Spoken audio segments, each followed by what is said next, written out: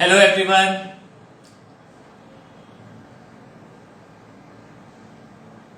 My name is Gagan Baradia. On behalf of Bluepin, I would like to welcome you all in this Skillful Saturday.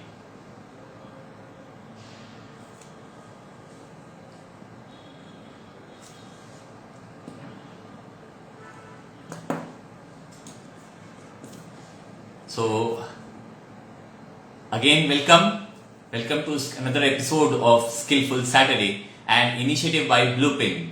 Bluepin is an online learning platform where you can learn your favorite personal and professional skills at your own learning style and format. And Skillful Saturday, where we speak with the experts from different fields to know more about the skills required for our personal and professional benefit.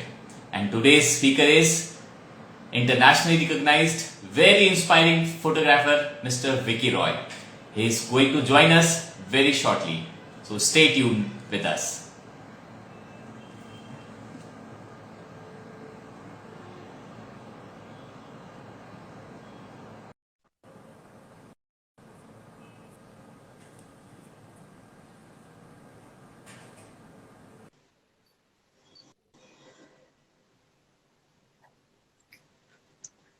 Hello Vicky, how are you? मैं बहुत बढ़िया हूँ गगन भाई। आप कैसे हैं? बिल्कुल बिल्कुल बहुत अच्छे हैं। स्वागत है हमारा आपका। अलग तो मैच हो गया। No problem. स्वागत है आपका स्किलफुल सैटरडे के आज के इस एपिसोड में।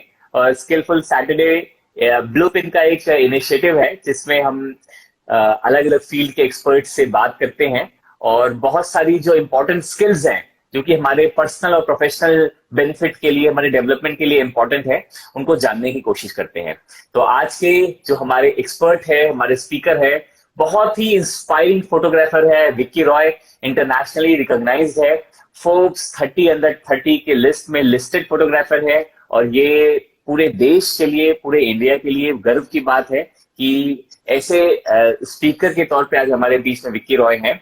और इनकी जर्नी के बारे में आपको बताऊं, न्यू दिल्ली से इन्होंने अपनी जर्नी स्टार्ट की थी।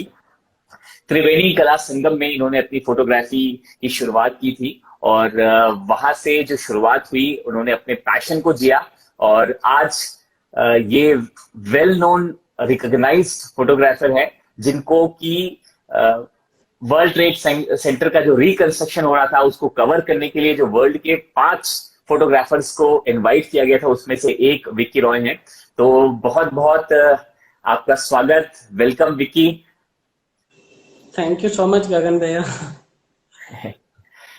तो विक्की, आज हम इस स्किलफुल सैटरडे की इस एपिसोड को स्टार्ट करते हैं। सवाल और जवाब का सिलसिला यहाँ से शुरू होता है। सबसे पहले तो आपकी जो स्टोरी बहुत पॉपुलर है कि एक बच्चा जो घर से भाग भाग जाता है और उसके बाद में उसके जीवन में बहुत सारे उतार चढ़ाव आते हैं, लेकिन वो अपने पैशन को पहचानता है और उस पैशन को पहचान के फिर उस दिशा में आगे बढ़ता है। तो उस स्टोरी के बारे में बताइए कि कैसे विक्की रॉय एक विक्की रॉय में बन पाया, फोटोग्राफी को एज ए पैशन जी पाया और आज इस रेनाउंड स्टेटस में आप पहुंचे हैं। तो इस स्टोरी के बारे में बताइए आप। तो गगन भैया बेसिकली मैं ओरिजिनली वेस्ट बंगाल पुरुलिया से हूँ। और मैं 1999 में 11 साल का था, तो उस समय मैं घर से भाग गया था और मैं दिल्ली आ गया था। तो मुझे तो पता नहीं था कि मैं लाइफ में क्या करूंगा या डेस्टिनी कहाँ पे लेकर के जाएगी। और उस समय तो ये सब चीजें सोच भी नहीं सकता था बिकॉज इट्स वेरी यंग। तो मैं बस दिल्ली आ गया एंड मुझे नहीं पता था कुछ भी। बट देन थोड़ा टाइम प्लेटफॉर्म में स्पेंड किया, थोड़े टाइम एक ढाबे में काम किया अजमेरी गेट में। एंड देन मैं सलाम बालक पहुंचा। तो जब सलाम बालक पहुंचा तो वहां से चीजें बदलनी थोड़ी चालू हुई। वो लाइफ में एक ट्रेक मिलना स्टार्ट हुआ। तो जैसे हर जगह होता है ना कि आप किसी स्कूल में जाते हो तो वहां से आपको एक दिशा पता चल जाती है कि हाँ मैं इस सब्जेक्ट में बेटर हूँ, इसमें बेटर हूँ। तो ये सलाम बालक में जा करके थोड़ी सी चीजें क्लियर हुई, क्योंकि सलाम बालक में काफी सारे एक्टिविटीज होते थे एंड सलाम बालक थिएटर में काफी स्ट्रांग है। तो बच्चे थिएटर में पार्टिसिपेट करते हैं और ऑफकोर्स जो नॉर्मल रेगुलर स्कूलिंग होती है वो सब के अलावा बाकी काफी सारे एक्टिविटीज होते थे। तो मेरी भी रेगुलर स्कूल स्टार्ट हुई, और जब मैं क्लास 10th में आया तो मेरे बहुत कम परसेंटेज आए। तो जो मेरे एनजीओ के टीचर थे उन्होंने कहा कि आप पढ़ाई में अच्छे हो नहीं तो आप अपना ट्रैक चेंज करो, कुछ वोकेशनल ट्रेनिंग करो। So then I tell my teacher कि ना मुझे फोटोग्राफी करनी है। तो मुझे नहीं पता था कि मैं फोटोग्राफर बन जाऊंगा, क्योंकि मैं हिंदी मीडियम से पढ़ के आया था। क्लास 10th तक ही पढ़ा था, तो लगता नहीं था कि फोटोग्राफर बन जाऊंगा। तो बट ये था कि सलाम वाला एज ए स्ट्रॉन्ग पिलर की तरह मेरे पीछे खड़ा था। तो मुझे पता था कि मैं कुछ भी करूं सपोर्ट के लिए, सलाम बालक है। तो उन्होंने मेरे लिए एक मेंटोर ढूंढ के दिया अच्छा सा, और तो उन्होंने मुझे जॉब दिया एज ए फोटो असिस्टेंट। तो मुझे लगता था कि मैं हमेशा फोटो असिस्टेंट ही बन के रहूँगा, बिकॉज मैं शायद प्रोफेशनल फोटोग्राफर नहीं बन सकता हूँ, बिकॉज मेरी इंग्लिश अच्छी नहीं है। मैं इंग्लिश नहीं बोल पाता, तो हमेशा लगता था कि if you can't speak English so you are unprofessional. तो ये हमेशा से दिमाग में था। तो बट मेंटोर अच्छा मिल गया, तो उनको असिस्ट करना चालू किया, और असिस्ट करके उनसे फोटोग्राफी सीखा, और ऐसे मेरी फोटोग्राफी जर्नी स्टार्ट हुई। वंडरफुल वंडरफुल, बहुत ही इंस्पायरिंग है। तो इससे एक चीज तो बिल्कुल सिद्ध होती है, बहुत सारे लोग हमारे बीच में ऐसे हैं जो इंग्लिश को लेके बहुत ज्यादा परेशान रहते हैं कि भाई अगर उन्हें इंग्लिश नहीं आती है तो वो आगे नहीं बढ़ सकते हैं या वो उतने स्मार्ट नहीं है।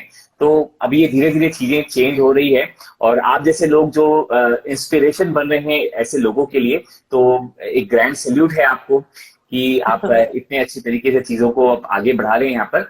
और एक और बात यहाँ पर समझ में आती है कि बहुत सारे पेरेंट्स ऐसे होते हैं जो अपने बच्चों को फोर्स करते हैं कि नहीं, आपको साइंस फील्ड में ही जाना है, आपको इंजीनियरिंग करनी है, आपको डॉक्टरी करनी है, आपको एमबीबीएस करना है, और ऐसे तमाम जो सो कॉल्ड हमारी सोसाइटी में जिसे बहुत ज्यादा नाम दिया गया है वैसी चीजों की तरफ, वैसे करियर की तरफ आगे बढ़ने के लिए आप आगे बढ़े। लेकिन बहुत सारे जो बच्चे हैं वो बीच में ही सरेंडर कर जाते हैं, और उनके साथ फिर काफी बुरा होता है। लेकिन ये जरूरी है कि आपको समय पे चीजें समझनी है कि आप किस फील्ड में अच्छा कर सकते हैं। कोई जरूरी नहीं है कि आप एक इंजीनियर बनेंगे या डॉक्टर बनेंगे तो ही आपका नाम होगा या आप एक अच्छा करियर बना पाएंगे। बहुत सारी फील्ड है आज की डेट में जहां पर हम करियर बना सकते हैं, उसमें से एक फील्ड है फोटोग्राफी की। तो फोटोग्राफी की फील्ड को ही हम और आगे समझने की कोशिश करते हैं कि ये सर फोटोग्राफी जो है इसमें सभी तो यही समझते हैं कि भाई हमने फोटो लिया, कैमरा लिया और हमने फोटो क्लिक करना स्टार्ट कर दिया, एक ही फोटोग्राफी होती है। लेकिन एक्चुअल में फोटोग्राफी के कितने टाइप्स हैं, क्या क्या उनके बारे में थोड़ा सा बताइए, क्या क्या डिस्क्रिप्शन है इस। सो गगन भैया, बेसिकली क्या होता है कि हर एक फील्ड में बहुत सारे ऑप्शन होता है। तो same in photography also. And जैसे मान लीजिए कि क्रिकेट का फील्ड है, तो उसमें काफी सारे T20 है, 50-50 का फॉर्मेट है, एंड टेस्ट मैच है। एंड हर मैच में खेलने का तरीका बदल जाता है। ठीक है, खेलते वही सेम गेम है, बट द तरीका is little different. So same in photography also, कि जब कोई भी फोटोग्राफी स्टार्ट करता है तो शुरू में एज ए शौक से स्टार्ट करते हैं, बिकॉज हर किसी को जैसे बचपन में एक कोई स्पोर्ट्स पसंद होता है, थोड़े बड़े होने के बाद हर किसी को फोटो खींचना या फोटो खिंचवाना काफी पसंद आता है। तो ऐसे जर्नी स्टार्ट होती है। एंड फिर धीरे धीरे वो एक रूप लेता है कि कि आप इस चीज में अब, क्योंकि आपका काम लोग देख रहे होते हैं, आप जब खुद से अपने लिए भी अगर कर रहे होते हैं तो आपको लोग बताने लगते हैं कि अरे आपका काम ऐसा है तो आप इस तरीके से करो, आप ज्यादा बेहतर रिजल्ट आ रहे हैं। तो कोई आपको खुद ही सजेस्ट करेगा, अरे मैं इससे इंट्रोड्यूस करा देता हूँ, वो इस फील्ड में अच्छा है, एंड तुम उसको ये काम दिखाओ, एंड आई एम श्योर आप इसमें कुछ कर सकते हो।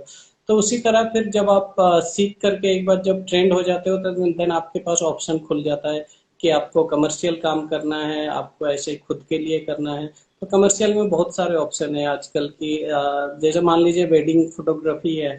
सो मुझे याद है हम जब छोटे थे तो हम मुश्किल से एक फोटोग्राफर सिर्फ देखते थे किसी भी शादी में, और वो भी एक मिडिल क्लास या उससे अपर क्लास लोग ही हायर कर पाते थे। आजकल मैं किसी नॉर्मल वेडिंग में भी जाता हूँ तो मैं देखता हूँ कि वीडियो फोटोग्राफर मिला के करीब 5-6 लोगों की एक बड़ी टीम होती है। तो आप देखो कि ऑप्शन कितना बड़ा है। एंड उसके बाद क्या होता था कि पहले सिर्फ वेडिंग के दिन ही फोटो खींची जाती है। तो आजकल प्री वेडिंग का एक ट्रेंड चल रहा है, तो शादी से पहले प्री वेडिंग शूट होता है।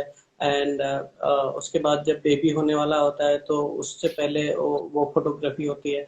तो आप देखो कि ऑप्शन कितना बढ़ गया है और कितने जॉब्स बढ़ गए हैं। बहुत टाइम लोगों को लगता है एंड लोग स्केयर होते हैं कि फोन आ गया है एंड आजकल फोटोग्राफी बहुत इजी हो गया है, तो मे बी बिजनेस कम हो जाएंगे, या मुझे लगता है बिजनेस बढ़ा है।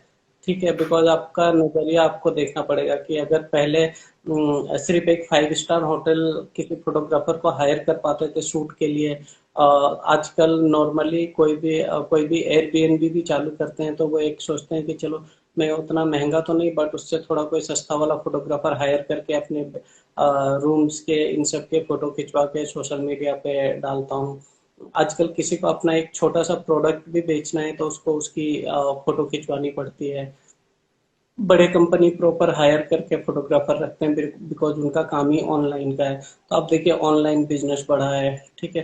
एंड किसी भी चीज को आपको अगर बेचना है, कुछ करना है, एंड फोटो एक बहुत वो माध्यम है कि लोग देख करके ट्रस्ट कर लेते हैं। उसके लिए मतलब कुछ लिखने की जरूरत नहीं है। इनफैक्ट हम बहुत टाइम जब कोई सामान खरीदते हैं तो बॉक्स के ऊपर अगर अच्छा फोटो है तो हम बिलीव कर लेते हैं कि अंदर सामान भी बढ़िया होगा। ठीक है। तो ऐसे अलग अलग चीजों के इतने सारे अपॉर्चुनिटी है, आपको बस चूज करना है कि आपको वेडिंग फोटोग्राफी करना है, फैशन फोटोग्राफी करना है, प्रोडक्ट फोटोग्राफी करना है, ट्रैवल फोटोग्राफी करना है। ठीक है, तो आप बस ऑप्शन देखिए and there is so many option. And उस ऑप्शन के साथ साथ में स्ट्रगल भी आता है, बिकॉज स्ट्रगल इस वजह से आता है because everyone want quick way. ठीक है। एंड वो क्विक वे के चक्कर में वो स्ट्रगल आता है एंड वो स्ट्रगल जरूरी है बिकॉज वो स्ट्रगल से ही आप सीखते हो एक्चुअल चीजें। एंड वो धीरे धीरे आपको सही जगह पे लेके जाती है। आप मतलब नॉट ओनली फोटोग्राफी, आप किसी भी फील्ड में आप पढ़ाई भी कीजिए तो आपको पढ़ाई कंप्लीट करने में या कॉलेज कंप्लीट करने के बाद आप अगर इंजीनियरिंग 12th के बाद आप इंजीनियरिंग भी कर रहे हो तो आपको 3.5 4 साल लगता है इंजीनियरिंग कंप्लीट करने में। एंड देन उसके बाद इंटर्नशिप एंड देन बाकी चीजें 4 5 साल आपका लग जाता है ना, उसके बाद आपका करियर स्टार्ट होता है।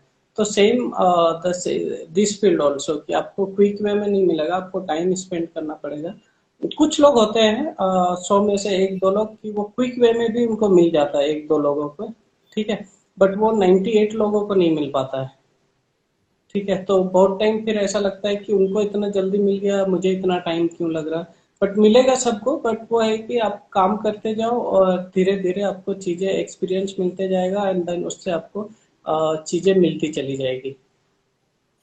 जी देखिए, आपने बहुत ही सही बात यहाँ पर बोली कि किसी भी फील्ड में अगर आपको आगे बढ़ना है तो आपको उस फील्ड में लगे रहना पड़ेगा, जूझते रहना पड़ेगा, और संघर्ष जो है वो संघर्ष तो आपके जीवन का एक अंग है। उसको उसको संघर्ष को पार करते हुए आपको आगे बढ़ना पड़ेगा, और इसी के साथ साथ में आपके नॉलेज और स्किल्स को निखारना पड़ेगा। और यही ऑब्जेक्टिव है ब्लू पेन का भी, कि आपके अंदर में हम नई नई स्किल्स को ऐड कर सके। तो जितने भी व्यूअर्स आज हमारे साथ में जुड़े हैं, मैं उनसे रिक्वेस्ट करूंगा कि ब्लू पेन को जरूर फॉलो करें, और ऐसे ही बहुत सारे एपिसोड स्किलफुल सैटरडे के आप देख पाएंगे।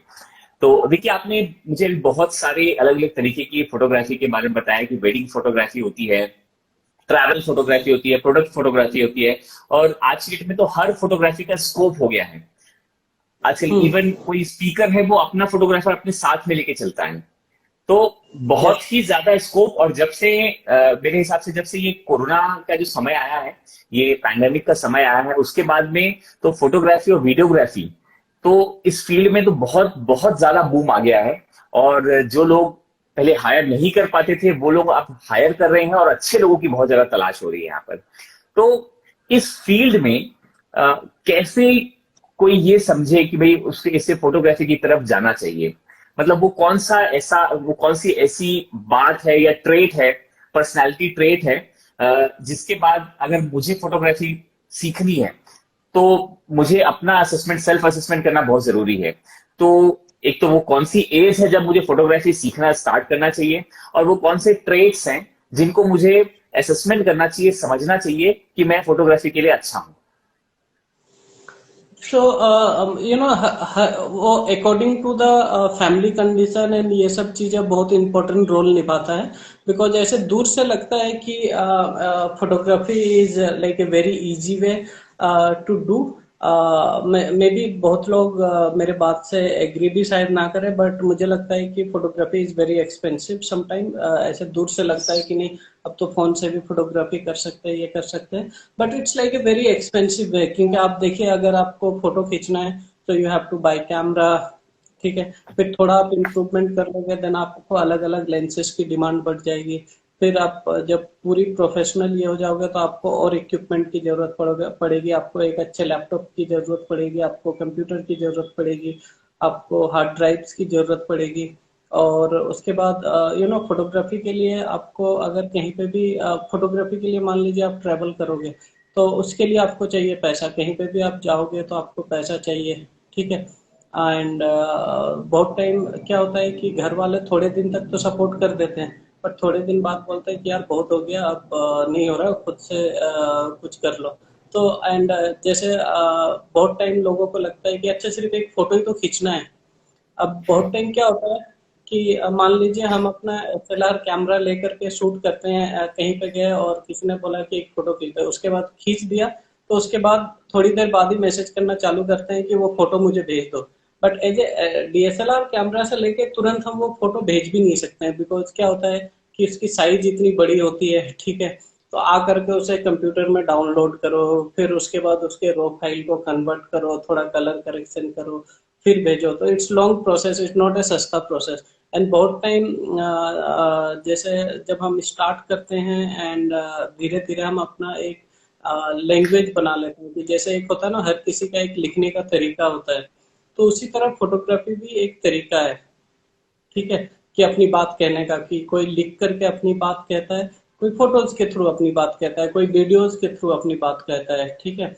एंड आर्टिस्ट, फोटोग्राफर, राइटर हमेशा जो भी मतलब है जो काम करता है, तो वो हमेशा समाज को एक क्वेश्चन करता है कभी कभार, कि कि ये चीजें भी साथ में हो रहा है, तो वो किस तरीके से उसको शूट कर रहा है, किस तरीके से दिखा रहा। तो वो जब धीरे धीरे उस पर काम करना चालू करता है, तो कोई ना कोई मिल ही जाता है कि उनको लगता है कि हाँ, मेरे ये स्किल में थोड़ी कमी है, तो मे बी मैं इसके पास जाके ये स्किल ठीक कर लूँ, या किसी इंस्टीट्यूट में के पास जा करके, या किसी फोटोग्राफर के साथ एज ए इंटर्नशिप करके वो अपना स्किल ठीक कर ले। और उसके बाद उसको अपॉर्चुनिटीज तलाश करने पड़ेंगे, कि आजकल जैसे बहुत सारे एनजीओज है, ठीक है। तो पहले एनजीओ वगैरह के लिए मैंडेटरी नहीं था कि उनको रिपोर्ट सबमिट करनी है, उनको पहले लिख के रिपोर्ट सबमिट हो जाती थी उनकी। अभी उनको फोटो के साथ लिख के रिपोर्ट सबमिट करनी होती है, तो उनको फोटो की रिक्वायरमेंट होती है, उनको वीडियो की रिक्वायरमेंट होती है, ठीक है। तो अपॉर्चुनिटीज बहुत सारे हैं, बट ये है कि लोग भी बहुत सारे हैं ना, आपको स्ट्रगल करना पड़ेगा। और इस दुनिया में हर कोई जी रहा है, ठीक है, हर किसी को जीने का हक है, काम करने का हक है। एंड बट आपको अपना स्पेस वहां पे ढूंढना है, और वो स्पेस में थोड़ा सा टाइम लगता है। बट बहुत टाइम ये भी होता है कि आप चीजें कर रहे हो, आपको क्विक वे में कहीं जॉब मिल जाता है, ठीक है। तो आपको जॉब करना है, फ्रीलांस करना है, वो आपको खुद से डिसाइड करना है। फ्रीलांस में हमेशा थोड़ा सा स्ट्रगल रहता है, बट बहुत टाइम लोग सोचते हैं कि ना, मुझे वो स्ट्रगल नहीं चाहिए, मुझे एज ए जॉब चाहिए। तो आजकल इतने सारे अपॉर्चुनिटी है कि कुछ एनजीओज में वो अब फुल टाइम फोटोग्राफर रखने लग गया है, ठीक है। और बहुत सारी कंपनियां हैं, वो अपने फुल टाइम फोटोग्राफर रखते हैं। एंड नॉट ओनली प्राइवेट कंपनियां, बहुत सारे गवर्नमेंट सेक्टर है, उनके अपने खुद के फोटोग्राफर है, वो हायर नहीं करते। एंड उनमें वैकेंसी वगैरह निकलते रहते हैं। आजकल कहीं पे भी बड़ा कंस्ट्रक्शन होता है, वो एक फोटोग्राफर वीडियोग्राफर रखते हैं, वो पूरा प्रोसेस अपना शूट करवाते हैं कि कैसे हमने ये कंस्ट्रक्शन कंप्लीट किया। तो अपॉर्चुनिटी बहुत सारे हैं, और वो काम करते करते आपको पता चलेगा कि आपको कौन सा काम करना है। और उसके लिए आपको अपना स्किल डेफिनेटली डेवलप करना पड़ेगा, और स्किल डेवलप करने के लिए आपको वो इंस्टीट्यूट जाना पड़ेगा। एंड वहीं से आपको पता चल जाएगा, जो आपके टीचर होंगे और वही आपको बहुत टाइम गाइड कर देते हैं कि अरे तुम ये काम बढ़िया कर रहे हो, तो इस जगह पे इस तरह का अपॉर्चुनिटीज है, तुम यहाँ पे जा सकते हो, एंड थोड़ा एक्सपीरियंस गेन कर सकते हो। बहुत टाइम लोगों के पास ये सब अपॉर्चुनिटीज नहीं होते हैं, तो वो क्या कर सकते हैं, तो वो साइड में कोई जॉब करें, और उससे मतलब थोड़ी सी इनकम आती रहेगी। एंड उससे एक ब्रेड बटर चलता रहेगा, तो वो मेंटली प्रेशर नहीं आता पैसा कमाने का। एंड देन साइड में साइड बाई फोटोग्राफी करते रहे, धीरे धीरे जब उनको ऐसा लगने लग जाए कि अब मैं मतलब फोटोग्राफी से ही सब कुछ कर सकता हूँ, कमा के खा सकता हूँ, इन चीजों को देख सकता हूँ, तो देन वो अपना जॉब क्विट करके फुल टाइम फोटोग्राफी में आ सकता है। क्योंकि अगर वो काम नहीं करेगा तो शायद उनको अपने गियर वगैरह खरीदने में थोड़ा दिक्कत आएगी, क्योंकि हर कोई को फैमिली उतनी महंगी चीजें खरीद के नहीं देती है। तो कहीं ना कहीं से आपको वो पैसा अर्न करना पड़ेगा और चीजें खरीदनी पड़ेगी, एंड देन स्टार्ट करना पड़ेगा। तो हर चीज का एक तरीका है, बस आप करोगे तो आपको अपने आप रास्ते दिख जाएंगे। आपको बस एक बार स्टार्ट करना पड़ेगा, स्टार्टिंग में वो रास्ता नहीं दिखेगा, बट कोई ना कोई आएगा आपको पकड़ के बोलेगा अच्छा यहाँ से चलो, यहाँ से चलो, और आपको वो रास्ता दिख जाएगा। बिल्कुल, विश्वास, खुद पे विश्वास रखना है और ऊपर वाले पे विश्वास रखना है कि वो कहीं ना कहीं रास्ता बनाएगा हमारे लिए। इसी बीच में मैं आपसे ये जानना चाहता हूँ कि भाई जो फोटोग्राफी है वो कौन सी एज बेस्ट एज है फोटोग्राफी सीखने के लिए? गगन भैया, ऐसा तो कोई एज नहीं है, क्योंकि आजकल हम बचपन से चीजें स्टार्ट कर सकते हैं, बिकॉज आजकल स्मार्टफोन है। एंड जब से आपका बच्चे आजकल स्टार्टिंग में वो स्मार्टफोन चलाना सीख जाते हैं, गेम खेलना सीख जाते हैं, तो फोटोग्राफी भी उसी एज से स्टार्ट हो जाती है आजकल। तो बट ये है कि आप प्रोफेशनल वे में उसको आप सर्टन एज के बाद उसको देख सकते हो, कि जैसे आपने 10th क्लियर कर लिया या 12th क्लियर कर लिया, तो उसके बाद फिर आपको डिसाइड करना है। क्योंकि जब आप शुरू से ये चीजें कर रहे होते हो तो आपको 10वीं 12वीं में आते आते पता चल जाता है कि आप कितने पानी में हो। ठीक है, अगर कोई स्पोर्ट्स में होता है उसको भी पता चल जाता है कि मैं इस स्पोर्ट्स में कितने पानी में हूँ और मैं चीजें ट्राई कर सकता हूँ या नहीं। And same in photography, same in other field also. अगर कोई साइंस में बढ़िया होता है तो उसको ये पता चल जाता है कि मैं साइंस में बढ़िया हूँ, आगे मैं साइंस लेकर के पढ़ूंगा। तो सेम शुरू से जब आप प्रैक्टिस करते रहते हो तो एक टाइम के बाद आपको एक आइडिया हो जाता है कि हाँ मैं इस चीज में बेटर हूँ। एंड तो कोई एज लिमिट नहीं है, जब जो चाहे स्टार्ट कर सकते हैं इसको। दर्शन भैया, थैंक यू सो मच। अच्छा, फोटोग्राफी, तो ये आपने बताया कोई एज नहीं है उसको सीखने की। लेकिन जैसे 10+2 के बाद में हमारे पास में इसे सीखने के लिए कौन कौन से प्लेटफॉर्म हैं? मतलब कोई इंस्टीट्यूट में हम जाके सीखे, किसी प्रोफेशनल फोटोग्राफर के पास में जाके सीखे, कोई डिग्री ले, कोई सर्टिफिकेट ले, क्या क्या लेना बेहतर होगा एज ए करियर? देखिए, अगर जैसे जॉब करना है जिनको, तो उनको तो किसी इंस्टीट्यूट में जा करके सीखना चाहिए, बिकॉज उससे फिर आपको एक सर्टिफिकेट मिल जाती है। आप डिप्लोमा कोर्स कर रहे हो या कुछ भी कर रहे हो, तो उस एंड वो आपको हेल्प करता है उस जॉब में। तो डिपेंड करता है कि अगर आपको जॉब का डेफिनेटली जो भी एजुकेशनल इंस्टीट्यूट वगैरह है, उन्होंने अगर खोला है तो वो कुछ कुछ पर्पज से खोला है ना, कि उनको पता है कि इस नॉलेज को हमें इस तरीके से बांटना है। तो आपको वो नॉलेज लेने के लिए जाना पड़ेगा। बहुत टाइम जितना भी आप अपने आप को अगर कह लो कि मैं बहुत ज्ञानी हूँ, मुझे जाने की जरूरत नहीं है, बट ऐसा कुछ नहीं है, आपको जाना पड़ता है। तो या बेस्ट वे की इंस्टीट्यूट, क्योंकि वहां पे स्टेप बाय स्टेप आपको चीजें बताई जाएगी, एंड देन आप उसको नेक्स्ट स्टेप पे लेकर के जा सकते हो। एंड बहुत टाइम होता है कि यू नो कि ठीक है मुझे चीजें आती है, बट उसमें थोड़ी सी पॉलिश की जरूरत होती है हमेशा। ठीक है, कि तो वो पॉलिश फिर आप किसी आपके पास इंटर्नशिप करके या इंस्टीट्यूट में जा करके आप उसको निखार लीजिए, एंड देन आप अपना करियर स्टार्ट कर सकते हैं। परफेक्ट। सर, बहुत से लोग फोटोग्राफी सीख लेते हैं, वो अच्छी प्रैक्टिस भी करते हैं, लेकिन उनको अच्छे प्रोजेक्ट्स वगैरह नहीं मिल पाते हैं। तो हम्म। उन्हें अच्छे प्रोजेक्ट्स को लेने के लिए कौन कौन से रास्ते मतलब उनके लिए हो सकते हैं? कहाँ उनको अप्लाई करना चाहिए, या फिर कैसे वो कनेक्ट बिठाना चाहिए? उसके बारे में आप क्या बताना चाहेंगे? नहीं, बहुत टाइम जैसे लोगों को लगता है कि मैंने अच्छा प्रोजेक्ट किया है, तो वैसे अच्छे प्रोजेक्ट बहुत लोगों ने किए हैं, हमने भी किए हैं। ठीक है, हमें भी बहुत टाइम ऐसा लग सकता है कि मैंने अच्छे प्रोजेक्ट किए, बट काम के लिए हमेशा वही होता है ना, कि आपको भटकना पड़ेगा और थोड़ा सा आपको 10 जगह जाना पड़ेगा। एंड 10 जगह जाओगे तो मे बी 9 लोग मना करेगा, बट एक लोग आपका काम एक्सेप्ट करेंगे और वो आपको काम देंगे। तो एंड बहुत टाइम आपको उस तरह का लिंक भी बना करके रखना होता है कि किन किन लोग इस तरह का काम करते हैं। तो उन लोगों का, और मैं जैसे मान लीजिए हर सिटीज वगैरह में आजकल वो एग्जीबिशन सेंटर है, एग्जीबिशन हॉल है, एग्जीबिशंस होते हैं।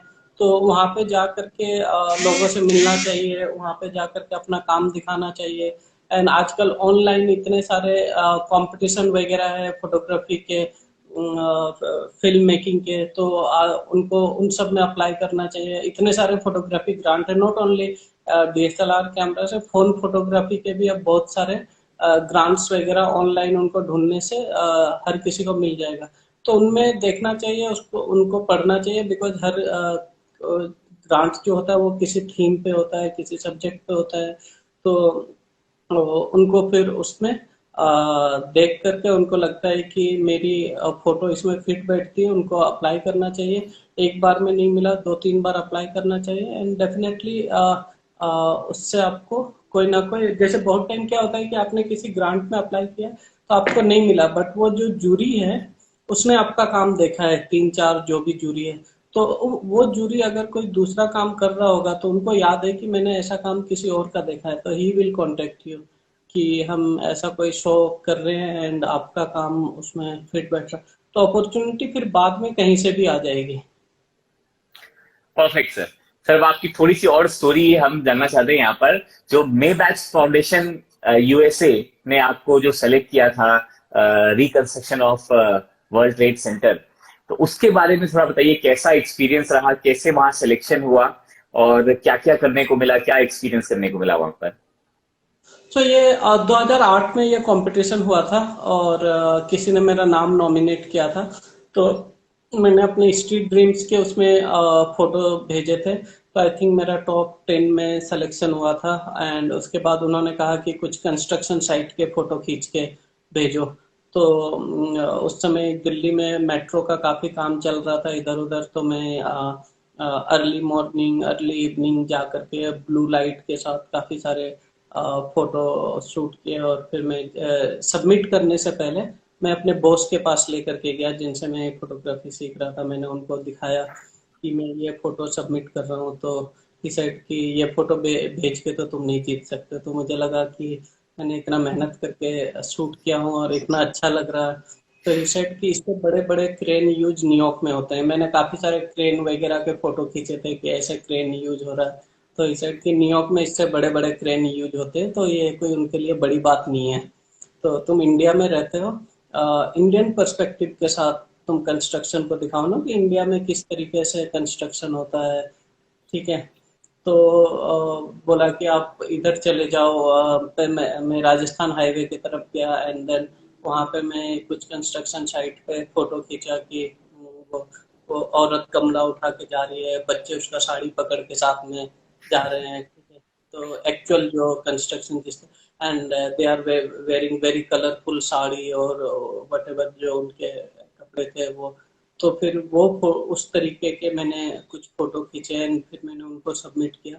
तो फिर दो तीन राउंड इंटरव्यू हुआ।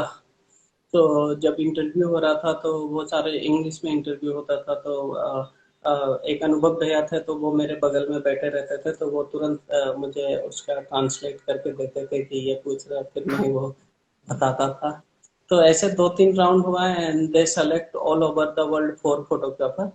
तो दो यूएस से था, एक हांगकांग से था और एक में इंडिया से था। तो फिर मुझे 6 मंथ के लिए न्यूयॉर्क बुलाया वर्ल्ड ट्रेड सेंटर का रिकंस्ट्रक्शन शूट करने के लिए। तो मैं 2009 में गया था, और साथ में उन्होंने मेरा आईसीपी में वहाँ पे एडमिशन करवा दिया। तो न्यूयॉर्क में एक काफ़ी बढ़िया फोटोग्राफी स्कूल है, इंटरनेशनल सेंटर फॉर फोटोग्राफी। तो वहाँ पे फिर मैंने 6 मंथ का डॉक्यूमेंट्री फोटोग्राफी कोर्स किया।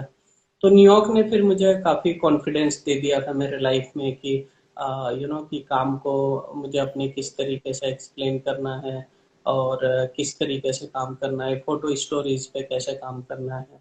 तो वहाँ से मुझे कॉन्फिडेंस आ गया था कि किस तरीके से अपने काम को रिप्रेजेंट करना है। तो इस तरीके से वो कंपटीशन हुआ था, एंड मैं 6 महीने था न्यूयॉर्क में। परफेक्ट। देखिए, अपॉर्चुनिटीज कहाँ से कब कैसे आ जाएगी आप नहीं कह सकते, आप बस अपने प्रयास जारी रखिए। यस। सर थोड़ा सा इसमें और आगे जाना चाहूंगा कि जो कंस्ट्रक्शन साइट पे जो फोटोग्राफी हुई है, अ, उसका क्या पर्पस था? मतलब उसमें क्यों इस तरीके से इतना लंबा चौड़ा सिलेक्शन प्रोसीजर के साथ में फिर उन्होंने फोटोग्राफर सेलेक्ट किए थे? वो चाहते तो वहीं से कोई फोटोग्राफर, प्रोफेशनल फोटोग्राफर हायर करके कर सकते थे। तो ऐसा क्या स्पेशल उस फोटोग्राफी में था? अ, उसके बारे में बताइए। मुझे एग्जैक्ट नहीं पता कि किस वजह से उन्होंने ये किया, बट क्या होता है कि हर किसी का अपना एक तरीका होता है काम करने का। जैसे हर कोई अलग अलग तरीके से लिखता है, तो उसी तरह में भी शायद उनको लगा होगा कि हम अलग अलग जगह से लोग सेलेक्ट करेंगे, तो उनके पास जो फोटोज आएंगे वो थोड़ा वैरायटी में आएंगे। ठीक है, थोड़ा अप एंड डाउन एंड हर हम चारों का साइड देखने का तरीका अलग होगा कंस्ट्रक्शन साइड का। तो शायद उसमें क्वालिटी आ जाए, और उसमें बिकॉज एंड वो शायद इस वजह से भी उस कंस्ट्रक्शन साइट को शूट करवाना चाह रहे थे, बिकॉज वो अमेरिकन लोगों के लिए एक स्पिरिट सा था। ठीक है, एंड वो दोबारा से एक हिस्ट्री को बिल्ड कर रहे थे। ठीक है, एंड हम लोग उस हिस्ट्री के पार्ट थे, तो हम I feel proud when I went to the construction site. और जब मैं शूट कर रहा था तो मुझे पता था कि ये गिने चुने लोगों को ये अपॉर्चुनिटी मिला है इस साइट को शूट करने का। एंड जब ये कंप्लीट हो जाएगा तो मेरी फोटोज की वैल्यू शायद 40 साल बाद हो। दैट्स आई नो इन 2009 कि अभी मेरे इन शायद फोटोज को उतना वैल्यू नहीं दिया जाता, बट मुझे पता है 40 साल बाद जब मैं दिखाऊंगा कि वर्ल्ड ट्रेड सेंटर किस तरीके से बना, एंड बिगिनिंग के जो सारे कंस्ट्रक्शन है वो सारे फोटोज हम गिने चुने कुछ फोटोग्राफर्स के पास है, तो उसका बेनिफिट मुझे उस टाइम पे मिलेगा। तो हर परफेक्ट। चीज का टाइम आता है, ठीक है, और उस टाइम से पहले उसकी वैल्यू, जैसे कहते हैं ना कि आपके जो किस्मत में लिखा हुआ वो जब तक टाइम नहीं आएगा उससे टाइम से पहले आपको मिलेगा नहीं। तो सेम इन बहुत टाइम आप कुछ फोटो प्रोजेक्ट करते हो तो उसका एक टाइम होता है, एंड उस टाइम पे आपको लगता है कि हाँ अब दिखाना है, तो आपको अपने टाइम का वेट करना चाहिए। परफेक्ट, आपने बहुत ही अच्छी बात यहाँ पर बताई। बहुत से लोग आज की डेट पे, जैसा आपने बताया कि भाई डीएसएलआर वगैरह सब लेना पड़ता है, कैमरे और उसके इक्विपमेंट बहुत एक्सपेंसिव होते हैं। तो फोटोग्राफी कहीं ना कहीं अगर देखा जाए, इसकी ट्रेनिंग भी अगर हम देखी जाए, देखें, तो वो अपने आप में एक एक्सपेंसिव प्रोजेक्ट है। और वो सीखना भी काफी एक्सपेंसिव है। तो आज के जमाने में जब स्मार्टफोन आ गए हैं, हर कोई मोबाइल फोन से फोटोग्राफी करना स्टार्ट कर दिया है। तो आप इस जो मोबाइल फोटोग्राफी जो अभी स्टार्ट हुई है, और मेरे ख्याल से आजकल तो डॉक्यूमेंट्री भी मोबाइल फोन से शूट हो जाती है, और कई सारे बड़े बड़े प्रोजेक्ट्स भी मोबाइल फोन से शूट हो जा रहे हैं। तो ये जो ट्रांजिशन आपने देखा है, तो ये आपके नजरिए से ये कैसा ट्रांजिशन है? क्या ये सही है, क्या ये गलत है? क्या लगता है आपको? नहीं नहीं, देखो टेक्नोलॉजी तो हमेशा जो भी आता है वो लाइफ इजी करने के लिए आता है। ठीक है, तो आई एम श्योर जैसे ये आया है तो अब ज्यादा लोगों को अपॉर्चुनिटीज मिल गया है। तो जैसे आज आप देखोगे कि इतने सारे लोग वो इंस्टा वगैरह पे जो वीडियो बना करके डालते हैं, they don't need any mentor और एनी टीचर और एनीवन, वो खुद से बना करके डाल लेते हैं। तो बट डिपेंड करता है कि जैसे कुछ चीजें होता है कि ये सिर्फ मैं अपने लिए कर रहा हूँ, and I am not looking for any commercial angle on this. तो उसके लिए आपको जरूरी नहीं है कि आपको फिर वो महंगे इक्विपमेंट एंड सब कुछ चाहिए। तो जैसे मान लीजिए कि हमें क्रिकेट ही खेलना होता था, तो हम ये थोड़ी कि जा करके महंगा ब्रांडेड बैट खरीदते थे। हम तो लकड़ी के पट्टे का वो काट के बना लेते थे, एंड उससे भी खेल लेते थे। एंड बिल्कुल। उसके लिए ग्राउंड की भी जरूरत नहीं पड़ती थी, हम अपने गली में ही खेल सकते थे। तो उसी तरह आप उसी एंगल से अगर फोटोग्राफी को ले लीजिए कि ठीक है मुझे फोटो खींचना पसंद है, इसको मैं अगर कमर एज ए कैरियर नहीं लेके जाऊं बट खुद के लिए अगर ये करना है, तो यू हैव एवरीथिंग, एंड आपको किसी के पास जाने की जरूरत नहीं है। आपके पास स्मार्टफोन है and you can just start. And जब आपको उससे ऐसा लगने लग जाए कि मैं इसमें एक अलग तरीके का वॉइस क्रिएट कर लिया हूँ, या मेरे में ये स्किल है और मुझे इसको इम्प्रूवमेंट करना चाहिए, सो जैसे तब आप जा सकते हो इंस्टीट्यूट वगैरह में, एंड देन उस स्किल को और थोड़ा बेटर करके और आप कमर्शियल एंगल में आ जाइए। बट उसके अलावा तो आप खुद से एंजॉय कर सकते हो इस प्रोसेस को। तो ये आने से काफी इजी हुआ है लोगों को। परफेक्ट, परफेक्ट सर, आपने बिल्कुल बहुत अच्छा एग्जाम्पल लिया यहाँ पर कि अगर हमें क्रिकेट खेलना है तो जरूरी नहीं है कि हम एक्सपेंसिव बैट खरीदे या वो उस ग्राउंड में जाए, इंटरनेशनल क्रिकेट के ग्राउंड में जाके ही खेल सकते हैं, हम अपने गली मोहल्ले से भी स्टार्ट कर सकते हैं। और हाँ, टेक्नोलॉजी हमेशा आपको बेनिफिट ही देती है। उससे काफी सारी चीजें आसान हुई हैं और अब हर एक की रीच में हो गया। लोगों ने अब फोटोग्राफी की लैंग्वेज को समझना स्टार्ट कर दिया है। ये टेक्नोलॉजी का इवोल्यूशन ही है जिसके कारण से अब लोग पिक्चर कहती है ये भी अब लोग कहने लगे हैं। तो as a expert photographer, pictures को कैसे रीड करना चाहिए या आप लोग कैसे रीड करते हैं, कैसे समझते हैं पिक्चर को? सो बेसिकली ये टाइम के साथ एक्सपीरियंस से आता है। तो जैसे जैसे आप अपना टाइम स्पेंड करोगे इस फील्ड में, चीजों को समझोगे, तो ऑटोमेटिकली आपको खुद भी समझ में आ जाएगा कि ना मैं क्या कर रहा हूँ, कैसे कर रहा हूँ। एंड आपको फिर बहुत टाइम ये भी सोचना पड़ता है कि पूरे वर्ल्ड में आज के टाइम में एक टाइम में इतने मिलियन फोटो खींचे जा रहे हैं और बिलियन फोटो खींचे जा रहे हैं। सो वाई मेरा फोटो उन बिलियन के बीच में इम्पोर्टेंट हो और उसके बारे में डिस्कस हो। तो जब आप इस एंगल पे चीजें सोचना चालू करेंगे, तो आपको ऑटोमेटिकली आपका माइंड भी वैसे काम करना चालू करेगा और आप उस तरीके से चीजों को देखना चालू करेगा। तो आपको ऑटोमेटिकली वो रीड करना आ जाएगा या आपको उस तरीके से दिखाना आ जाएगा कि मुझे किस तरीके से अपनी चीज को दिखाना है कि वो बिलियन से अलग हो जाए वो। ठीक है। एंड वो परफेक्ट। चीजें आपको समझ, बट उसके लिए आपको बहुत सारे पहले देखना पड़ेगा। आप चाहते हो कि आपका काम कोई देखे और उसको अप्रिशिएट करे, तो उससे पहले आपको दूसरों का काम देखना पड़ेगा। ठीक है, दूसरों के काम को समझना पड़ेगा। एंड देन आप उसको दिखाना चालू कीजिए आप अपने काम को। तो दूसरों का पहले एक्सेप्टेंस रखिए कि दूसरे के काम को देखूं, उसको अप्रिशिएट कर सकूं। So then people will see your work and appreciate your work also. Perfect sir. एक यूजर जो है वो चाहते हैं कि इस लाइव को ज्वाइन करके आपसे कुछ क्वेश्चन पूछे, तो मैं बस 1 मिनट के लिए एक यूजर को यहाँ पर ऐड कर रहा हूँ। उनके जो भी क्वेश्चन या हम्म। इंटरेक्शन है वो हम करते हैं। हाँ। यस कुंदन। अच्छा, शायद वो लीव कर चुके हैं।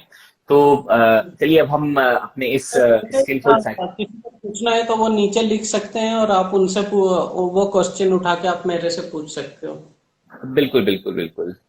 मैंने काफी सारे क्वेश्चंस अभी लिए अपने टॉक के दौरान में ही, मैंने वो सब चीजें पूछी यहाँ पर। तो हम बस अब स्किलफुल सैटरडे के बस अब अंतिम पड़ाव में आ चुके हैं। तो कुछ ऐसे ट्रिक्स या टिप्स या डूज या डोंट, एक जो बडिंग फोटोग्राफर्स हैं, जो फोटोग्राफी की फील्ड में अपना करियर बनाना चाहते हैं, उनके लिए आपके क्या टिप्स ट्रिक्स या डूज एंड डोंट्स होंगे? सो ये तो मुझे नहीं पता कि क्या टिप्स होना चाहिए, क्योंकि देखिए क्या होगा कि जब वो फोटो कुछ शूट करने जाएगा तो उस समय ग्राउंड पे मैं ही नहीं रहूंगा, वो खुद रहेगा। तो चीजें उनको खुद डिसाइड करना पड़ेगा कि ना कि उसको क्या करना है और कैसे करना है। तो बेटर हमेशा यही होता है कि वो अपना लैंग्वेज खुद वहाँ पे डेवलप करे एंड खुद से लर्न करे। एंड बाद में तो मेंटोर सिर्फ उस स्किल को थोड़ा सा पॉलिश कर देता है। तो बट ये होता है कि जैसे मैं अपने आप को डॉक्यूमेंट्री फोटोग्राफर कहता हूँ, तो मैं एक डॉक्यूमेंट्री फोटोग्राफर एज ए हमेशा लॉन्ग टर्म प्रोजेक्ट्स पे काम करते हैं कि जैसे कि, कोई भी एक प्रोजेक्ट पे काफी लंबे टाइम तक अ, हम फोटो शूट करते हैं। तो उससे एक ये बेनिफिट होता है, लंबा टाइम इस वजह से करना चाहिए क्योंकि फिर आपको अपने फोटोज के बारे में उतना नॉलेज हो जाता है, फिर आप अपने फोटोज के बारे में उतनी बात कर सकते हो।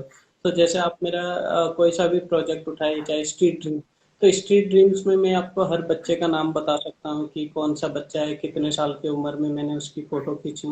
एंड उसमें से अभी भी मैं 60 to 70% बच्चों का डिटेल अभी भी दे दूंगा। मैं 2005-6 में वो फोटोज खींचा हूँ कि अभी भी वो बच्चे कहाँ पे और किस हाल में है। ठीक है, क्योंकि मैं अपने काम के दौरान ट्रैवल करते रहता हूँ, तो मैं कहीं ना कहीं उनसे मिल लेता हूँ और देखता हूँ कि वो क्या कर रहे हैं। तो उतना आपको नॉलेज होना चाहिए अपने काम के बारे में। आप सिर्फ ये नहीं बोल सकते हो कि मुझे अच्छा लगा और मैंने इस वजह से फोटो खींच दिया। ठीक है, आपको अच्छा लगा, बाकी को क्यों लगेगा, या बाकी को उससे सीखने को क्या मिलेगा उस फोटो से। तो आर्टिस्ट का हमेशा काम होता है कि एक एक भावना ऑडियंस के अंदर पैदा करे या सोचने पे मजबूर करे, कि उस आर्टिस्ट ने उसके थ्रू ये सवाल कर रहा है या सोसाइटी को ये आईना दिखा रहा है। तो वो आपके काम में होना चाहिए। परफेक्ट। तो क्या नहीं करना चाहिए एक फोटोग्राफर को? ऑनेस्ट रहना चाहिए बस। बिल्कुल। जैसा कि विकी रॉय ने बताया कि भी उनके जितने भी प्रोजेक्ट्स हैं, अ, मतलब मैं काफी सरप्राइज हूँ कि प्रोजेक्ट्स जब कोई आदमी करता है और वो हार्डली एक हफ्ते तक याद रखता है कि भाई उस प्रोजेक्ट में क्या किया गया था। इवन पर्सन के बारे में तो कोई भी याद नहीं रखता। और आप जिस तरीके से बता रहे थे भाई, जहां पर आपने चीजों को शूट किया, जो कि आपका पहला प्रोजेक्ट था, और इंडिया हैबिटेट सेंटर में वो उसकी एग्जीबिशन भी लगा था, बहुत सराहा भी गया था, उसके आप सारे बच्चों को आज भी जानते हैं। तो ये जो कनेक्ट है ये बहुत इंपॉर्टेंट है एक आर्टिस्ट के लिए, क्योंकि फोटोग्राफी की जो फील्ड है वो एक आर्ट की ही फील्ड है। आप जितना ज्यादा दिल से इसमें कनेक्ट रहेंगे, आप उतना अच्छा कैप्चर कर पाएंगे जी। आप मेरे इंस्टा फेसबुक में भी अगर जा करके देखोगे कि जो मैं अपने पर्सनल काम तो नहीं डालता हूँ, बट रेंडमली मैं अगर कुछ काम डाल रहा हूँ, तो आप देखिएगा कि मैं अगर सिंगल किसी बंदे का कोई फोटो डाला हूँ, तो आप देखिएगा कि उसका नाम होगा, एज होगा, और मैंने कहाँ पे वो फोटो खींची है उसका डिटेल होगा। बिकॉज बहुत टाइम हमें कोई हक नहीं बनता है किसी की आइडेंटिटी खत्म करने का। ठीक है। एंड तो एंड इसीलिए मैं अपने किसी फोटो वगैरह में कोई कॉपीराइट इशू नहीं लिखता हूँ कि ना क्योंकि मुझे पता है कि मैं जिस साइज में वो फोटो डाल रहा हूँ इंस्टा पे फेसबुक में, उसे कोई डाउनलोड करके करोड़पति नहीं बन जाएगा। ठीक है। पर जब बनना होगा तो मैं बन जाऊंगा। एंड दूसरी बात क्या होता है कि बहुत टाइम हम स्ट्रीट में या चलते फिरते इधर उधर हम बहुत सारे ऐसे फोटो खींच लेते हैं जिसके लिए हम किसी से परमिशन नहीं लेते, या जिस बंदे का हमने फोटो खींचा इनफैक्ट उनका परमिशन नहीं लेते। लेकिन हमारा फोटो कोई अगर यूज कर ले तो हमें हम बहुत हीरो बनने या लग जाते हैं कि बिना मेरे से ये फोटो कैसे यूज कर लिया। जबकि हम भी बहुत टाइम दूसरे का फोटो खींचते कहाँ परमिशन लेते हैं, तो उस समय दूसरे का भी तो हक बनता हमसे पूछने का ना कि आपने तो परमिशन ली नहीं मेरी फोटो और आपने खींच के सोशल मीडिया पे भी डाल दिया। तो ये एक डिबेट का विषय है। ठीक है। नहीं, बिल्कुल आपने बहुत ही अच्छी बात बोली। और ये सबसे अच्छी बात जो यहाँ पर लगी कि आपको ऑनेस्ट होना है। तो किसी भी फील्ड में, खासकर आर्टिस्ट वाली फील्ड में, तो आपको ऑनेस्ट होना बहुत जरूरी है। और ये ऑनेस्टी के सर साथ मैं में। दिल्ली में हूँ।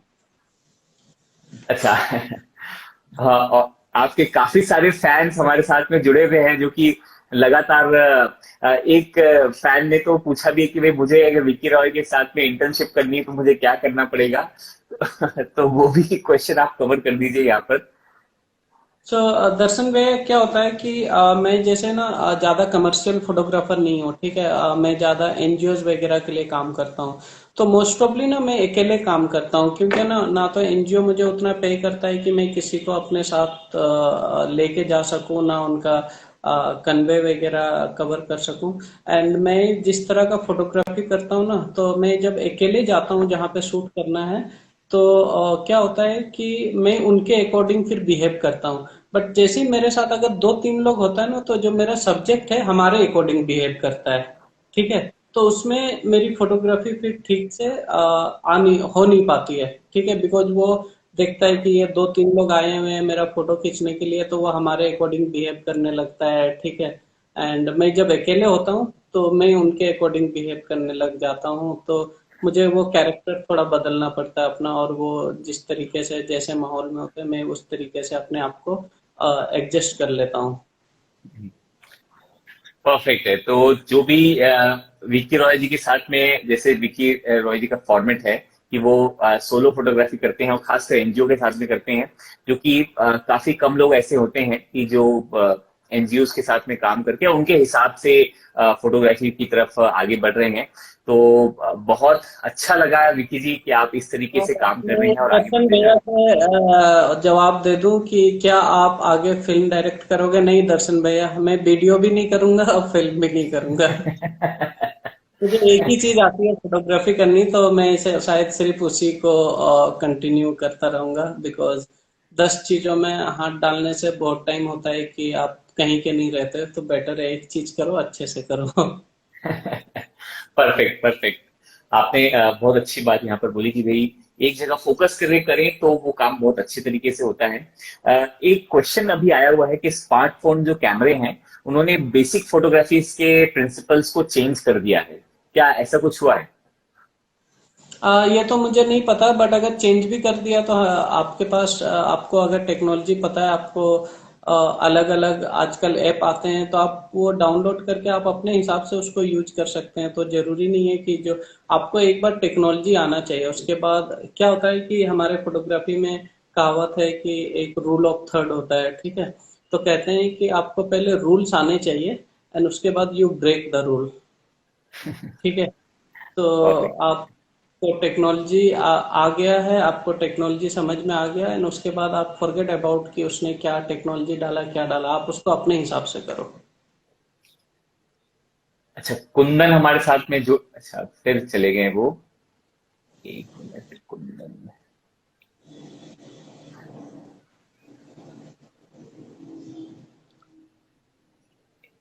ये शायद कुछ प्रॉब्लम हो रही है उधर। तो हम बस बिल्कुल कंक्लूड करते हैं स्किलफुल सैटरडे के आज के इस एपिसोड में। हम बात कर रहे थे विकी रॉय। दर्शन भैया, ठीक है, दर्शन भैया पूछ रहे हैं एक सवाल। एक मिनट,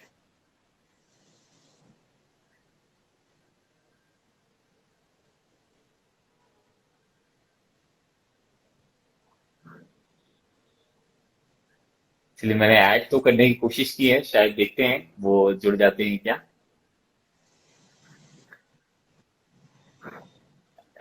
शायद वो लीव कर चुके हैं। तो ठीक अच्छा। है, ऐसी बातचीत, हाँ ऐसी बातचीत और हम करते रहेंगे। और ब्लूप्रिंट के प्लेटफॉर्म से बहुत जल्दी हम विकी रॉय जी को की मास्टर क्लास को भी हम अटेंड करेंगे, ऐसी हम आशा रखते हैं। और आप सभी के लिए ये गुड न्यूज भी है कि विकी रॉय जी की हम मास्टर क्लास भी हम ब्लूप्रिंट के माध्यम से हम देखेंगे इसको।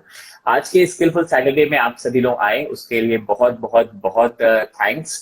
विकी रॉय जी, आपने अपने बिजी स्केड्यूल में से समय निकाला। आप ऑलरेडी अभी किसी प्रोजेक्ट के लिए जाने ही वाले हैं, तो उसके लिए बहुत बहुत थैंक्स। और इसी तरीके से आपकी जो ब्लेसिंग्स हैं और आपकी जो एक्सपीरियंसेस हैं और एक्सपर्टाइज है, वो हम शेयर करते रहें, ताकि और भी लोग जो है इस फील्ड में को समझे और इस फील्ड में ऑनेस्टली आगे बढ़ते चले। तो वैसा हम करते हैं। और we will wish you best of luck from the complete team of Bluepin. Thank you so much. Thank you so much Gagan भैया, बहुत बढ़िया लगा कि आपने इनवाइट किया और मुझे मेरी बात रखने का मौका दिया। So thank you so much.